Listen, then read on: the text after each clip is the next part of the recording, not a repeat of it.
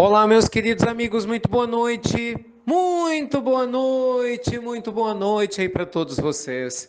Começando com muito carinho, mais uma pílula noturna do nosso amado Evangelho. Hoje é sábado, gente, sábado, dia 12 de maio. Você sabe, pílula noturna é nosso espaço de perguntas e respostas, que você fique à vontade para poder compartilhar a sua história aqui com a gente, nosso canal de divulgação oficial, Insti.Ricardo Melo, mas é claro que nada impede que você possa fazer com muita gente, né, que tem nos enviado suas histórias ou suas perguntas no canal que julgar mais conveniente. Só quero pedir desculpas a vocês, ontem à noite, na sexta, acabou que foi ficou inviável a gente enviar as pílulas por causa de algumas atividades espirituais aqui no Rio de Janeiro, mas graças a Deus o motivo, acreditem, foi nobre.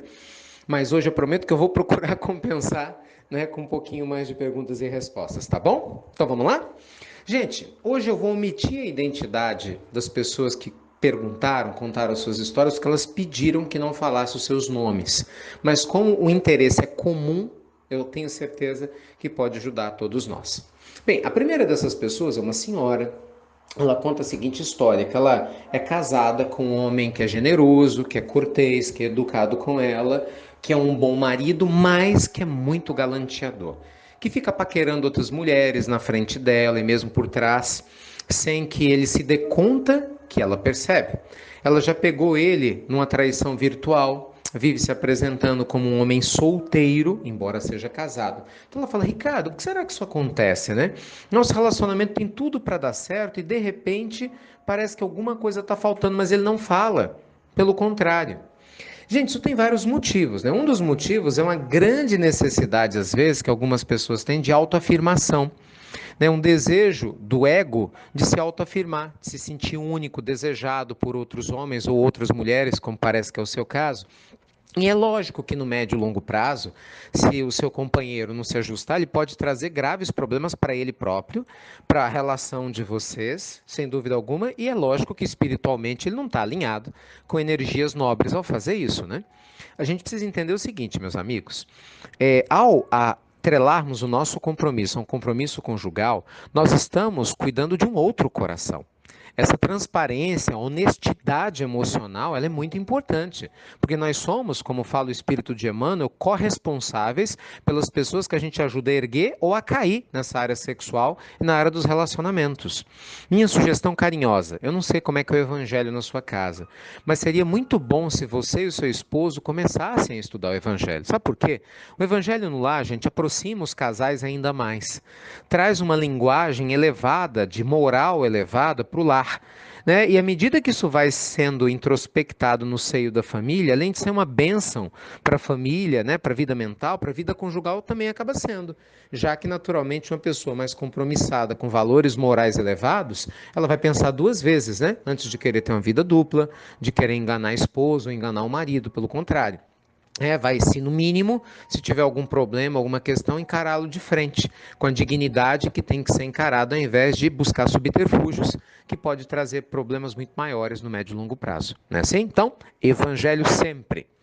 Segunda pergunta, muito interessante também, outra senhora, contando que a sogra guarda as cinzas do seu esposo dentro de casa já há 2 anos, né, depois de uma cremação. E aí ela fala que a sogra ainda muito apegada ao marido, tem sentido depressivo e que ela acha que de repente a presença física dessas cinzas pode estar prejudicando ela e pergunta qual é a opinião. É claro, gente, que espiritualmente, né, o espírito do companheiro não vai ficar ligado, né, às cinzas dele se ele estiver caminhando espiritualmente. Então, muito provavelmente, a gente deseja que isso que esteja acontecendo com ele, essa situação talvez com a sua sogra se dê pela saudade dela, né, do companheiro. Talvez ela não tenha conseguido ainda fazer o luto da maneira devida. E sob esse aspecto, talvez manter fisicamente as cinzas para ela não faça bem. Mas não por causa das cinzas e se entende, mas pelo significado que ela ainda dá às cinzas. Talvez de pesar, de angústia, de tristeza. Mas também não adianta chegar lá, tirar as cinzas, sem que ela esteja preparada para isso, porque isso pode causar um mal maior. A gente nunca sabe, né, como é que é a relação de cada um com suas bengalas psicológicas.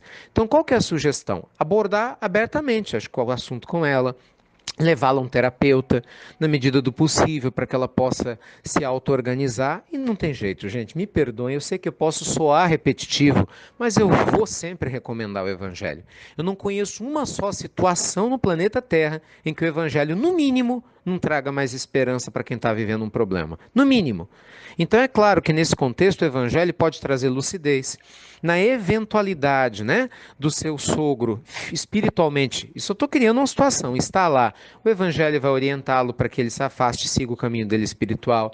O Evangelho vai fortalecê-la espiritualmente para que ela se desapegue, né, dessa lembrança e de repente até da questão física, ainda que as cinzas continuem lá, mas de maneira que não a incomodem mais.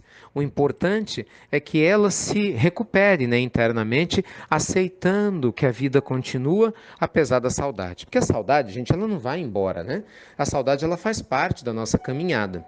O que a gente não pode jamais permitir é que a saudade vire sofrimento. Não é verdade? Terceira pergunta também não identificada. Uma outra senhora, muitas senhoras hoje, né? Que fala assim: Ricardo, eu acompanho as pílulas há muito tempo e tem uma coisa que eu fico incomodada. Parece que se criou uma identidade de que o espírito de luz das histórias tem sempre que ser pobre, né, e sofrer muito para poder ajudar. É sempre assim? Não há espíritos de luz encarnados que sejam saudáveis, por exemplo, na matéria? Eu achei, gente, essa pergunta extremamente bem feita. Por quê? Porque é uma coisa muito importante da gente entender que a pureza do espírito de todos nós não tem nada a ver com a nossa vida material. Claro que nós temos muitas almas nobres, não é, que estão na matéria e que não necessariamente nessa existência estejam sendo privados da sua saúde ou da vida financeira saudável, ou estejam passando por provas existenciais grandes. Talvez já as tenha passado e vencido, né, numa existência anterior. Se realmente é um espírito nobre, fez por onde crescer.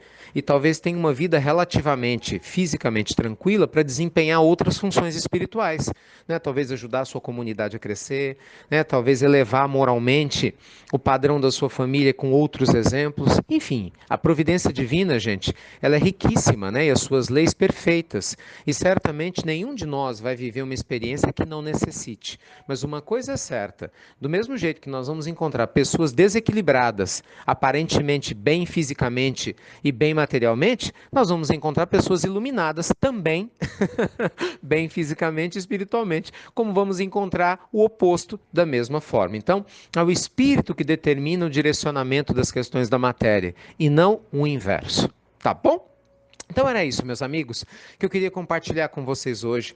Que Deus te abençoe. Luz e paz, obrigado, viu? Nossa, fui muito feliz. Em 2 semanas é um sucesso a nossa pílula noturna do nosso amado Evangelho. Nos ajude a compartilhar. Na medida do possível, a gente vai criando formas alternativas de responder as suas perguntas. E lembre-se, estude. Eu fico feliz de vocês nos escutarem, de ter o carinho da sua atenção. Mas o importante é você se aperfeiçoar. Aqui, como o nome fala, é só uma pílula, né? Se aperfeiçoe. Eu já indiquei o Livro dos Espíritos, que com certeza vai tirar dúvida da maioria de vocês sobre boa parte das questões. Procure uma casa religiosa que fale fundo ao seu coração, né? Ou um grupo de estudos que possa trazer respostas mais aprofundadas das dúvidas que vocês têm. Tenho certeza que isso vai trazer o suporte necessário para você ser muito mais feliz, tá bom? E lembrando sempre da caridade, né, gente? Que fazer o bem nunca é demais. E o bem ao outro, indiscutivelmente, é um bem a nós mesmos primeiro que nós estamos fazendo. Então fiquem com Deus, luz e paz. Amanhã de manhã tem mais pílula do nosso amado Evangelho. E você já sabe, né? Até breve, até muito, muito breve.